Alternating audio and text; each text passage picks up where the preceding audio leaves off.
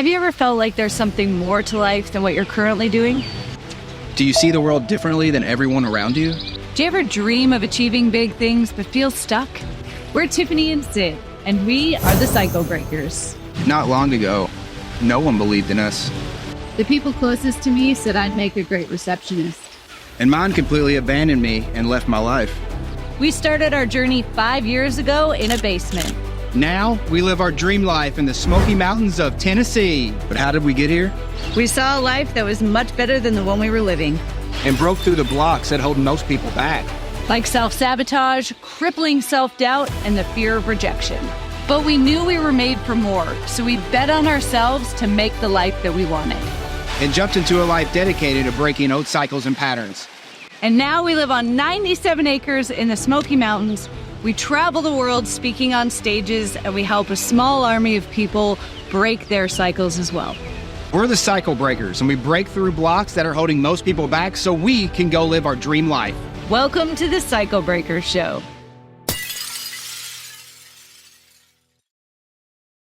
What's going on, everybody, and welcome back to another episode of the Cycle Breakers Show. I'm super excited here to have Michael Fabber, and I'm so glad I said his name right this time because I've been calling him Fabber, Michael Fabber, for months now, and then I was autocorrected when I was actually at one of his events in Orlando, and I felt kind of dumb.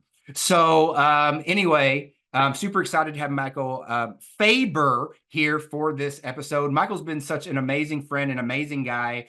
He's out there in Delaware, which is new for a lot of you people, but he's out there in Delaware. And what's really cool about that is he lives a very similar life to me and Tiff. He has a ranch. He's, helping people heal, helping people with their limiting beliefs, and ultimately a really, really big name in the personal growth space. Now, as you all know, when we bring on people for these interviews, we have a freebie that we leave down there below in the show notes, as well as in the description. If you're watching the video here on YouTube, in the description down there below, that you all can go ahead and grab. And I'll have Michael talk about that while we're on the show as well as all of his social media channels. I know he's really big on Facebook. We'll have all of that stuff down there below that you guys can get into his world. He's been a great friend for Tiff and I, really since we've known him, and we're just super excited to have him here on the show. So Michael, welcome to the Cycle Breakers Show, man. Thanks for letting me be here, brother. I'm honored, man. You guys are awesome. We're so happy to have you here. You have such an amazing story, and you've been so awesome to us since day one. So we're super excited to let you kind of share your story that we've kind of already talked about. And ultimately, I know you're helping a lot of people when it comes to their limiting beliefs, and helping a lot of people when it comes to getting on stage and really sharing their message and being authentic, and all and everything above that comes around that sphere. And I'm really excited to not only talk about how you help people do that, but talk about your journey in regards to how you did that and broke your cycle in your life. So, man, tell me, like, what is the life that you kind of live? Like, what is, Michael Fabber's life that, he gets to wake up to that one day, either a long time ago or not so long ago, that he wanted to live? Like, what is that for you on a day-to-day basis, man? Well, it's so hard to put into like words, right? Just like hey, a couple lines, say what it means. And to me, it was like the look of, it matters what phase you're looking at, but right now it's like the freedom, right? It's like ultimate freedom, man. I have my life now is my choice. Man, if I wake up and my body's like, Mike, you need another hour. All right, I got another hour. Right? My body's like, Mike, you need to get your butt out of this bed and go do something, right? I can get my butt out of that bed and go do something. If I say I need to sit around the horses more, I can go do that. If I get to travel and impact people and serve people, I can do that. It really was creating a life where whatever felt right to my heart and soul, I could do. Okay. Now, what you talked a little bit about, I really liked how you touched like on a bunch of different points. If you want to go hang out with the horses, if you want to go serve, and I think, there's obviously a trigger there somewhere, right? Where like, if, I want to go do something, I'm able to develop it's almost kind of like a muscle, right? In the brain, at least it was for me. And it was just sort of like, okay, like I need to go do something. There's no emotion around that. I go get it done and I manifest that. When, what was it that you kind of did for yourself that helped you maybe develop that trigger to where it's kind of like, this needs to get done. Okay, I go do it. And I don't really procrastinate on preventing it from getting done or self-sabotaging myself, I guess. True, those are good ones. One, it was when I took ownership of everything, Mhm. right? Which is powerful for many different reasons, and you know. But uh, I think it started with taking ownership of all around and me, the things that I controlled, right? And stop being I was almost like a customer to everyone else's energy and feeling and moment. And I was like wanting to be a people pleaser and wanting to make everyone happy and listen to what everybody needed and try to be that for everybody else. And I like lost myself in the making of it and had no idea who I really was or who I wanted to be. And I think from that point where I say this often too, it's like the last thing I'm going to lose is myself again. Right. Because that was like almost the end of me when we did that. And then it was like, what was me to be the end of me kind of question. But so I think from that moment it was like little things and gaining understanding of like what is fulfillment and what does that feel like, right? What is joy, not just happiness, right? Happiness is so fickle. What is joy, I think it's right? Like, interesting that you say that. That's so true. right. So I Mhm. think it was like steps by that, and then it just kept working up. Mhm. And now you mentioned there about the joy and the happiness, which, you know, it's you're right. I mean, it's so different. I think so many people chase happiness and then they believe they got it and they realize that they're in a dark hole. I did that for a long time. Yes, sir. You know, but you talked about something I definitely want to touch on because at least in 2024, I think I know a lot of people that we talk to, you know, that download the app or that get involved in their stuff or that we just talk to when we're out doing whatever. They feel like there's this need that they need to go out there and make other people happy, or there's this need that they need to do. So for me, it was my need that I need to do what my dad wanted me to do. And, you know, you might not know the story about this, but my parents, they're married, they're happy, you know, on the outside, they're happy. However, when it came to me, they couldn't have been more absent. They didn't understand me. They didn't know who I was. They didn't ask questions. And it was very, very difficult for me to grow up in that. And I was lost in a black hole because of it. What would you say in regards to people pleasing? Because you mentioned that you use that specific word, and I know that's something that a lot of people talk like a lot of people like hear, like they're out in the kind of, you know, sphere of everything and they kind of hear it. What would you say when you recognize, okay, this is what people pleasing is? One, how did you identify that you were doing it? And two, what was the initial kind of spark that was like, okay, I'm doing this. It's not benefiting me, and I need to get out of it. That's a great question. Actually, I wish I could take credit, but I can't. Someone once said I was talking about like how hard it is to find like well, I didn't even get it at the time. So at the time I was saying, man, I can't like really stay in happiness, right?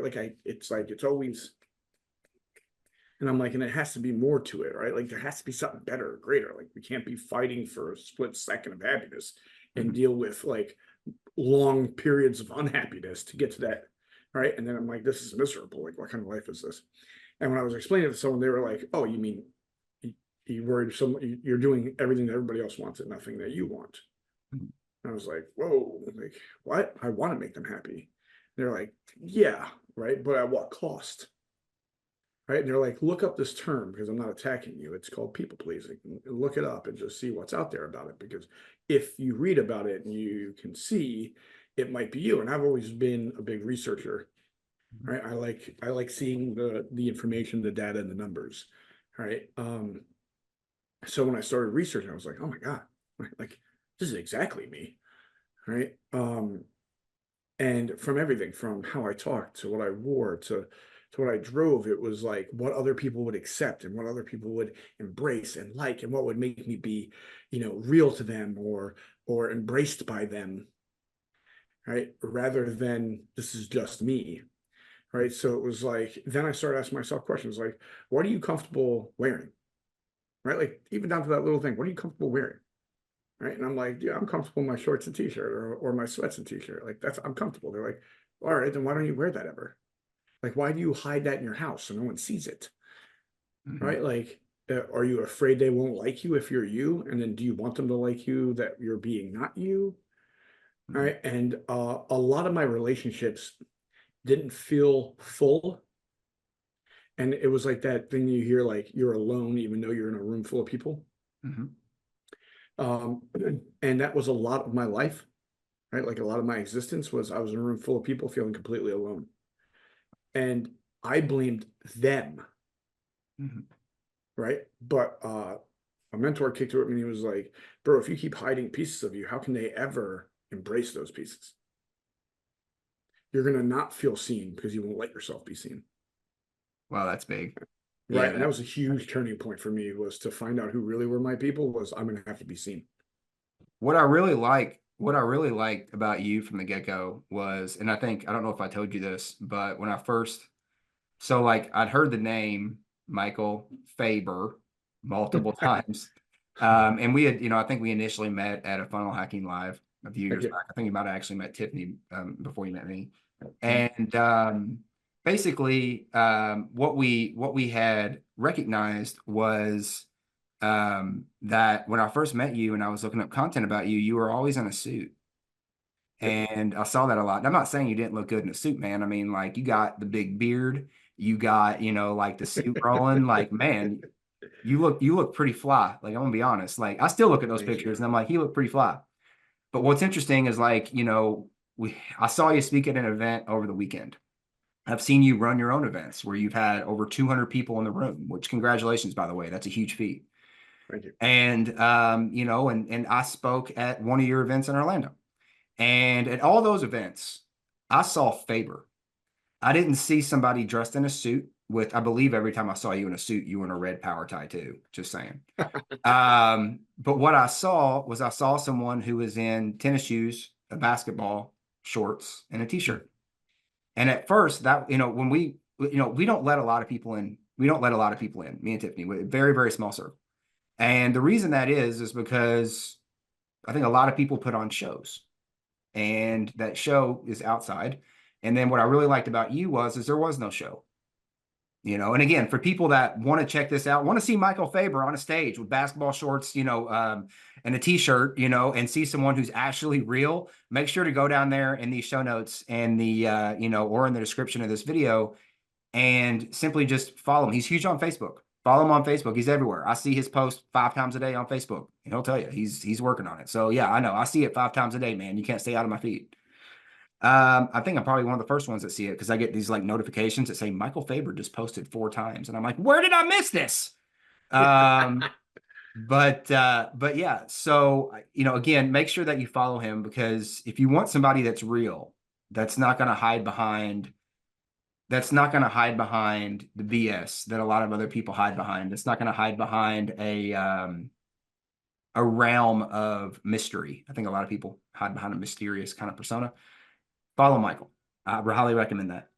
So you talked about how you were chasing after happiness and, like it didn't really lead you anywhere. And I really liked your quote about like, if you're not making any, or that you were told, I don't know if, that was you that gave me that quote or the person gave you, but whoever it was. And they gave you that quote of if you're not making, you can make everybody else happy, but if you're not making yourself happy, what's the point? For you, when you were, I've done my research, when I met you, I did my research. Where does Michael Fabber lead to? Where was really the point where it was kind of like, okay, like, what do you, was it an emotion that you had? Was it a thought? What was it that really kind of like gave you okay, I need to change if I'm going to break through the cycle and get what I want and create this life that I want? What was that moment for you? If I really look at it, there was moments, right? Mm-hmm. There wasn't like the one big thing that made me even start diving down the area. There was multiple big things, but the last straw was 2011. One of my best friends committed suicide. That led me down a whole different world, Mm-hmm. right? Because up until that point, I was a shallow, materialistic, look at me because I don't feel like a person, so I'm going to make everybody else believe I am what I don't feel I am, Mm-hmm. right? Type thing. I had cars, big houses, all the fancy stuff, right? And When that happened, my reality kind of shattered, my life kind of changed, right? Like everything kind of went different and things became clearer what was important to me or what wasn't important to me, or I wanted to find purpose for my life and things of that nature and passion behind it rather than what everybody else told me it was be or I believed it to be beforehand. That was the big like, whoa, right? Switch over. And then when you switch your thinking, all of a sudden a whole bunch of things come possible and other areas become open that I didn't even know were areas. Right. So like I didn't know people policing was the thing, but I switched over to this walk of life and walking through my journey, then someone educated me, right? Because I came open to the idea or thought. Right. So I think it was like step by step that way of like, oh, okay, this could be this. Oh, this makes sense. And then this changes. And then when you start seeing results or the reward for continuing the journey, as I like to call it, you're like, oh man, well, I want more of this. Right. Like the first time I had a conversation where I was like really open and vulnerable at the depth of myself, right? To that person, giving them permission to then be open and vulnerable to the depth of themselves. The connection in that conversation, like, oh my God, that was like, I never experienced something like that. I was like, this is like magical, right? And then just giving permission for my people that were close to me that I never gave before those to have those conversations with me, to have them, like, man, my relationships became deeper, right? Like and realer and like there was more feeling behind it, there was more emotion behind it, and there was even like more intimacy. And I don't mean just in that type of relationship. I mean like just in general in my conversations and relationships, everything became deeper and better. Right? It's like the berries became darker. So there was more to them. Like you said, like richer, like almost like more potent. Yeah. Yeah. Well, you're really good at relationships, man. I mean, like ever since day one. I mean, if there's one thing that me and Tiffany have always looked at you and done our best to um, try to figure out what you're doing so well, it becomes towards your community. And you know, we've been around for close to a decade now in this little world. And you know, that's one thing I think many people either they get it right or they get it wrong. There's no real in between. What and you touch there on relationships, and you know, I really want to kind of, I really kind of want to, dive into that a little bit because you are so good at it. What was, and I don't know, I mean, I know you used to be a coach, you used to coach basketball, like, at at college level. I mean, I'm not talking about middle school Pee Wee League basketball here. You used to coach at a college level, and the influence that you developed over, coaching over 18 to, I'm guessing 18 to 22-year-old kids. I mean, the portal wasn't around back then, so it's not like 26-year-olds playing in college. But and we can have a whole conversation about that later. But like I'm curious because I think relationships, especially like when people reach blocks of I'm not good, they start getting those negative thoughts, right? Like over 60% of people, thoughts that we have are negative, and it's a lot more actually for most people. What would you say, like, when it comes to relationships and people start getting those negative thoughts of I'm not good enough, they're not going to like me. I don't, my big one was I was told that I was too much a lot growing up. What would you think? What was something that was really a big thing for you when it came to really becoming so good at relationships? And what is it that you do that helps you really connect with other humans so well to be able to build a very trustworthy relationship with them and keep them around? I mean, your retention is insane in your business. I mean, I see it. So what is it that maybe if you could shed some light for the people that are listening or watching this, what is it that you do, that has helped you do that? Dumb luck. I doubt that, man. I All doubt right, that. thank you. Dude, it's tough, dude. I think our space Mhm. really took a turn towards monetary relationships, Mhm. right? And it was like, if you're paying me, we're cool. If you're not paying me, we're not cool, I can tell you right? stories about that one, man. Right. So, uh,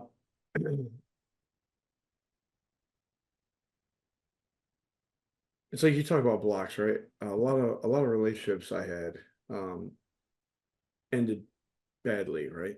Mhm. And I think I had to get comfortable with knowing that most relationships will end badly. But the movie doesn't show you, they don't show you the end, they show you where the movie ends. Mhm. That's a Right. good, yeah. So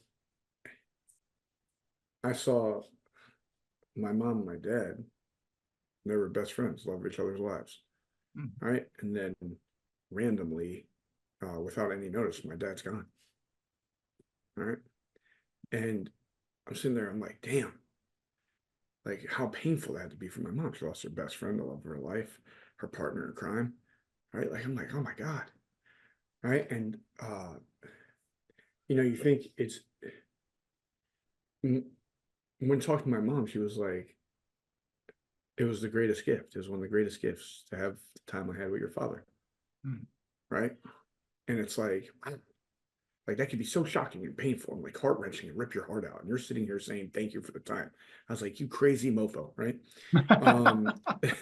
But it's like, and something, one of my first talks in the space was something she said to me that I just made into a talk was about like, none of this is going to go what you believe to be fair or right or the way it was meant to or should. Right. Mhm. The only thing you get to control is making it worth it. And I always thought, like, whatever it is, just make it, this relationship can end tomorrow. Some crazy thing can happen. And we do not get to talk again. Mm. And it's like, but it was worth it. Even though that pain would be there, it was worth it because of the moments we made and had together. So is the message there that is your message there, I guess, or your mom's message there, would you think is to, I know it's something that people hear all the time, but, like wake it up, like today's your last day. This is your last week. I mean, was that the message you took from your mom there? Right. What I took it from it was that we never know. It could be, it could not be. We never know. So just make sure that whenever the relationship does end, or if this does go, or the job goes, or the business goes, and however it goes, that it was just worth the ride. Because the ending's probably not going to be great. What is it? We all end up dying, right? Right. I know it's a Like really imagine heavy thing like, to bring up, but it's true. right? No, I do. It's true. My thing is why do we ever resist or fight talking about that? The end is for us all. We know it. It's the ending of life. So it's like I'm never weird about talking about that. I was like, dying isn't anything that gets me weird. I'm like, oh, how I die might be interesting, but right, dying, I know that part happens. The It's like, dude, that best case scenario, what do you get? What do you and your wife go to sleep holding hands and don't wake up, right? Like, Notebook and it's style, like, baby.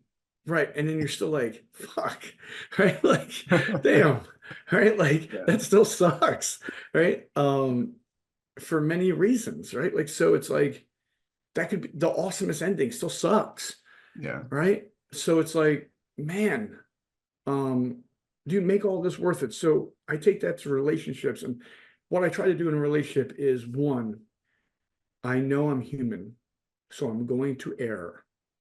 So just don't let my ego defend the error and let my heart be open to how I can better be in the service of our relationship. So if you're like, Mike, man, I understand how you are. I really appreciate that. But how I operate better in conflict is if someone just comes and talks to me about it, just so I'm clear. Mhm. Right? I'll be like, bet. All right, cool. So with you, I have to remember, come quickly and talk about it so we can clear it. Yeah. Right. If I care about our relationship, I'm going to keep that and be like, this is what I'm going to do. When I don't do that, I have to be like, dude, Sid, my fault, bro. I should have came to you and talked to you about that. Right. Mhm. Like, I have to be able to own that in a relationship. It's both of our perceptions of things that are going on. The more I could take in about how I could be better with you or for you or towards our relationship, the more it's going to grow and get better and realer. Right. And I don't want a bunch of relationships. I just want real ones. Well, I love that. Like when you've said that to me before, and that made my heart skip a beat. Because for the longest time, I chased after many relationships because I saw power in the amount or the number or the perception. I know you talk a lot about that, right? Like you talk a lot about fake. There's a lot of fake and there's a lot of BS in the world that we live in. And me and Tiffany, moved here to completely, you know, we live in the Smokies. We're 90, you know, like, you know, we're out on a ranch like you.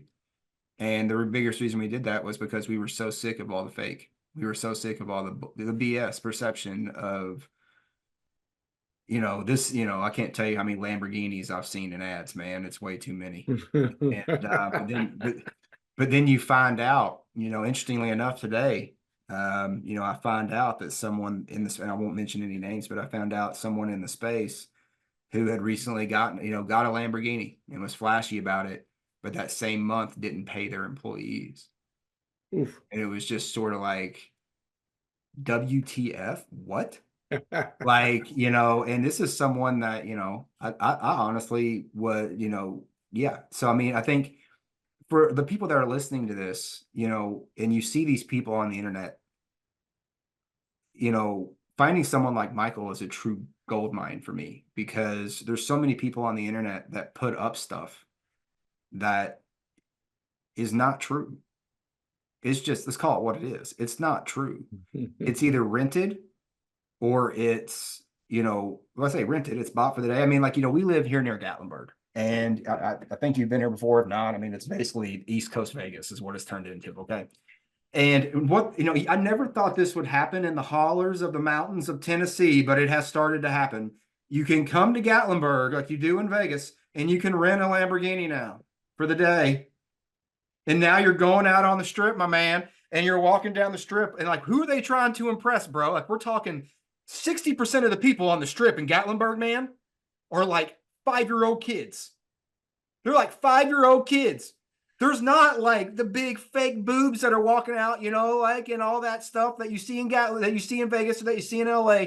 It's like 5-year-old kids that want to go to the park and that want to sit there and they want to go to Dollywood and they want to go get cotton candy and they want to ride go-karts in the mountain carts, man. But for whatever reason, these people chase this like thing of like, I get to ride down the strip of Gatlinburg in a yellow Lamborghini, man. And you see a lot of that, and it's just like, I feel sad for them.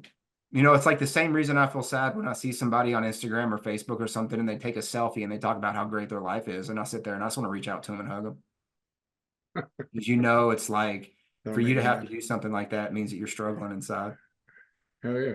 Yeah. So when, I know you live, you have a great nonprofit too. Like, I mean, what, you know, is kind of building yourself around something.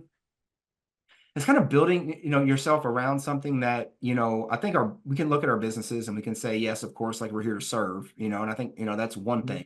But one thing that you've done that I really love is that you have a nonprofit where you're serving something completely out of the realm of personal growth, personal development, mindset, all that stuff. Was, you know, what was, you know, did that help, I guess, in regards to your journey, kind of getting involved in creating a nonprofit like that? Oh, 100%. My mom created it in the 90s. It's named after my brother after he passed away in 92. And then she stopped doing it when she left PA. And then 2012 came around and I was like, you know what? I want to bring this back. Yeah. And I went to her and asked for permission because I was like, this was your baby. And I'm not going to step on no toes in this one. This is about, you know, this is her son. So went to her, said my idea, what I wanted to do a little bit. And the plan I had and the people I had behind it that would support it and make sure that it went well and that it fit her vision of it, because I never want to leave her vision out. And she gave me permission to run with it. It's huge for, dude, I always think like a lot of the things I do, I'm always like, man, maybe I'm just a selfish prick, right? Because I'm like, dude, giving back, like contributing, pouring into others, like that lights me up some, man. Right? Like actually being able to help somebody. I always thought I coached basketball because I love basketball. I think I did love basketball and I do, but I think I coached because I loved it. Basketball gave me enough confidence to be able to help somebody. It was an area where I had confidence in already, right? Because I did it. Like we should in our businesses have confidence in what we do because we did it already. Fingers crossed. You say that, but what, I mean, 90% of the space. 90% of people haven't done it yet. Right, What do you want me to say to you? Thanks. That's another conversation we could go on a tangent about for a couple of hours. Right. Funny story. The event I was at this weekend where I was attending and spoke, The one of the speakers there was like, listen, if you sign up for this thing and you become this level, we buy you a Lamborghini. And everybody was like, ow, ow. And they're like, who wants one? Right. And I did not raise my hand. And they were like, they literally, I was sitting front row. I really try to be very active when I'm speaking at someone else's event. I try to sit in, and my team sits in, we clap, we cheer, right? Like we do all the things to show respect to the space and the room and the speakers, right? I never want to be like I'm bigger than the thing. So I'm like front row, right in front of the speaker. And they're like, really, you don't want one?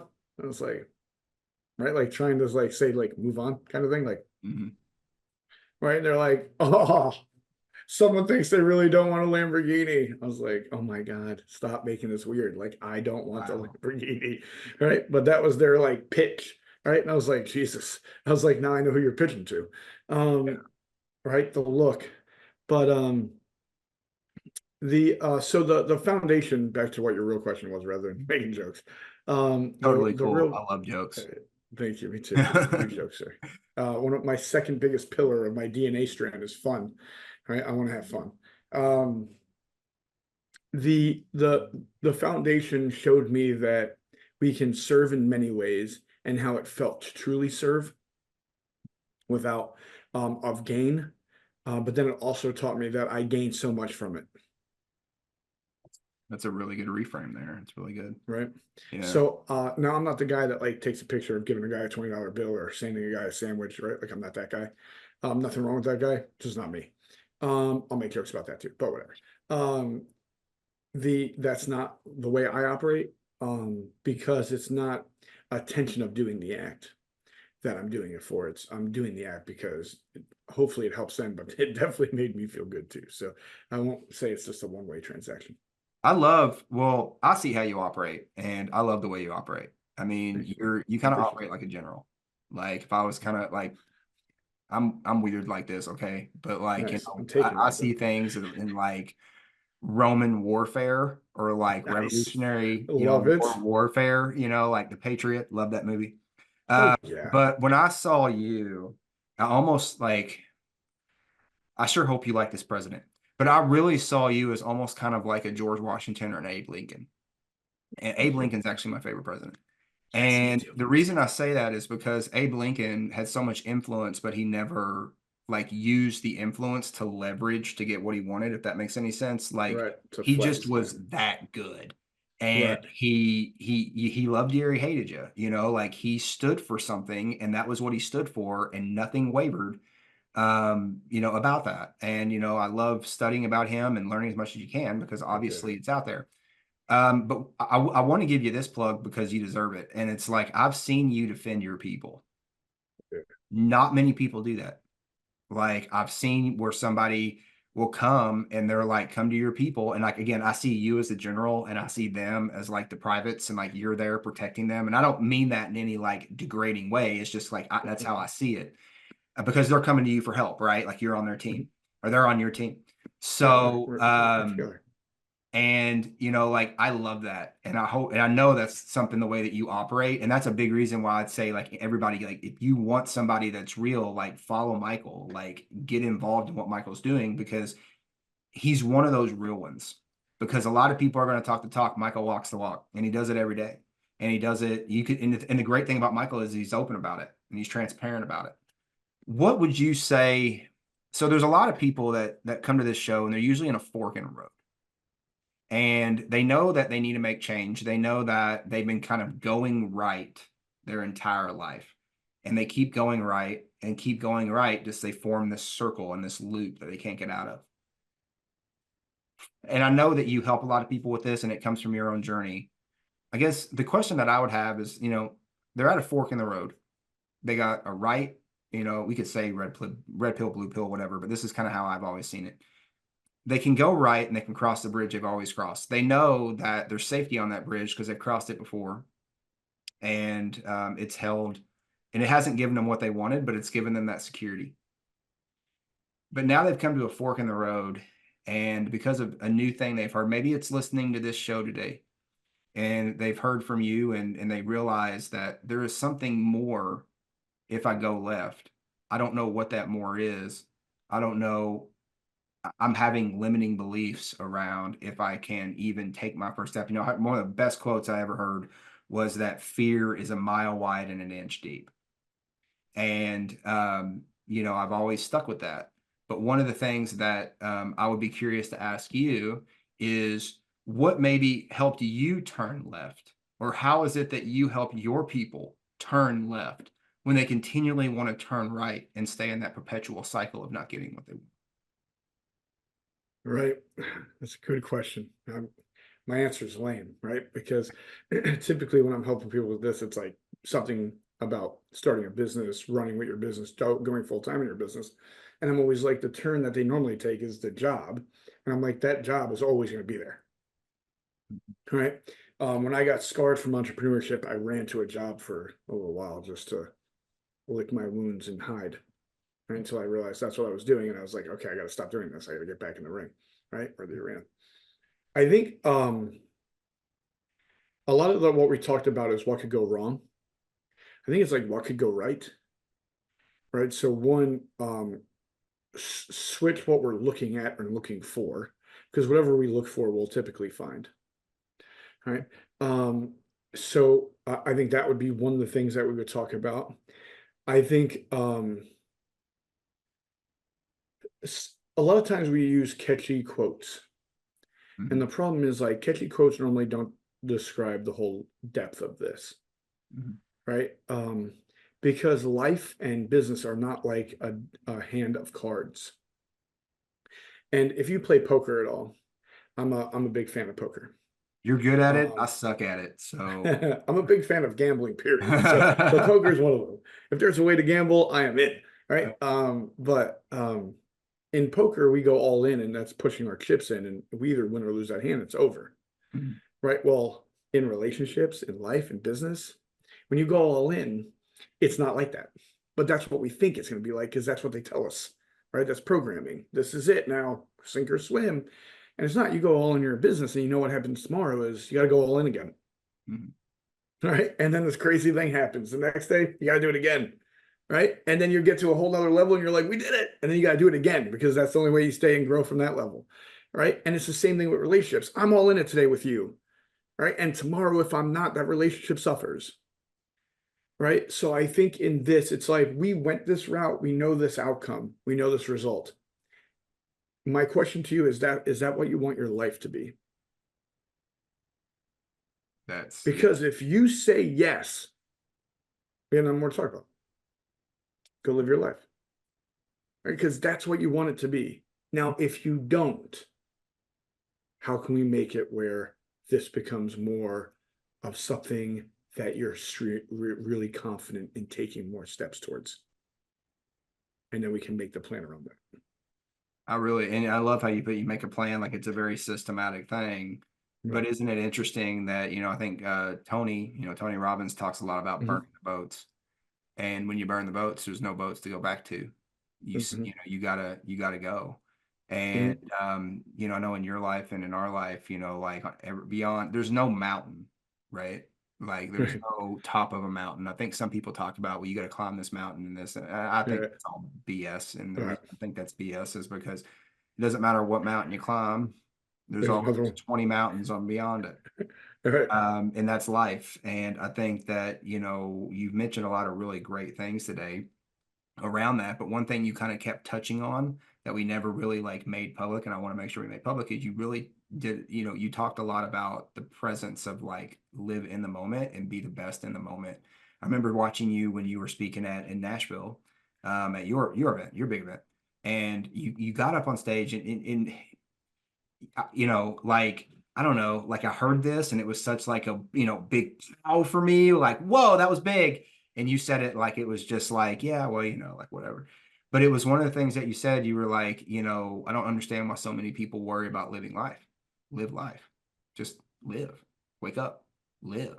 And it was just like, that was so humbling for my heart, because it was like, I think a lot of people, they get like in this worry circle and they're so worried about like what could go wrong, like you said, and then, but what could go right. And, if there was one thing that you would sit here and you say, someone's sitting to this and they're like, you mentioned, you help people with their businesses. You help people when it comes to helping them with their businesses. And again, for any of you that wants to get connected to Michael, just simply, put down here, get connected with him on Facebook. He sent us over a freebie that you can get involved with as well. So, all that's down there to get connected with Michael. It's in the show notes. It's in the description. It's 100% yours. I highly suggest you get involved with Michael at any capacity because, he's a real person. And I think we're really big on helping you connect with real people here and not just accounts. What, if there was one thing that you would want to say, give someone who's listening to this that, maybe they're ready to start that business, but they can't pull the trigger mentally. They can't get their head around the, oh shit moment, the, oh my gosh, like my final step is to cut the cord. What advice would you give them to cut the cord and to go left? What is it that you would say to do right now? Like, I know you talked about like, a little bit about that before, but like, if you were to give like, I'm a client, of Michael, and I'm saying, I can't cut this cord. What is it that you would tell me that, the other listeners and watchers of this could really take with them that could help them cut that final cord and go? Right. I would try to get them into a place of heart. Typically, our hesitation comes from a place of brain, of thinking. I want to take them from here to here and be like, I want to go into purpose, right? I want to go into why. Like, is this for your kid to have a life that you never dreamed of or had? Is this for your kid to know to go for their dreams, right? To live life on their terms, to go to plant their flag that they believe in, right? Is this for your legacy? Like, whatever this is for, why, right? What we've learned, research tells us, is that purpose-driven businesses, for-purpose businesses, mission-based or movement-based businesses last the longest, climb the farthest, and do the most, period, right? Like, every research shows you that. Every walk of the line, name them. Oh, Apple literally said, we are for the non-cubicle, the square hole round peg, the ones crazy enough to believe the world change the world, because they're the ones that do, right? They said who they were for, right? And that's why people walk around with their damn Apple logo on everything, shining bright for everyone to see, because we're in that, we're connected, we belong there. Like, we are in this together. We're going to make this world better, right? It's when you put purpose to something, everything changes. You hit it. You hit the nail on the head there. I mean, that's so true. And, Sweating. You're sweating because you meant it. And you're getting all like emotional on me, man. Like, it's the first time. Like, Michael don't get emotional. He got emotional. I don't see how you're sweating. I mean, like, I can see you're just sweating under that beard. That happens to me a lot too. Yeah. Oh yeah. Well, like I said, everybody, Michael has been an absolutely amazing friend. And not only that, he's been someone that Tiffany and I can reach to and know that we're talking to a human and not an account and not an AI bot. Like that, that's really big for us. We keep a very small circle. Michael's in that circle. And, Michael, man, thank you for being on the show. We're going to leave all of Michael's socials are going to be down here below for you. His freebie, all of that stuff is for you guys. We highly suggest that you get involved with Michael, that you follow Michael, that you get into Michael's world. Michael is one of the real ones, and we are really big on getting you guys in front of the real people that are making real change. And not only the people that are making real change, the real people that have broke the cycle in their own life, right? And that they are walking and talking the dream that they once had, that I know a lot of you all had. So Michael, thank you so much for being on the show. And yeah, man, I can't wait to talk to you again. Thank you so much, brother. It was an honor, man. I appreciate the time. Thank you for tuning into this episode of The Cycle Breakers, where this channel is all about helping people clear out the blocks that are holding them back. We have a free gift for you, and that free gift is called our 7-Day Nervous System Reset. The 7-Day Nervous System Reset is where we help you calibrate your nervous system so you can go out there and control your emotions and start to take more control of your life, helping clear the blocks that are holding you back so you can start stepping into that dream life. It's absolutely free, and you can grab it down here in the description. And remember, our friends, let's dare to heal.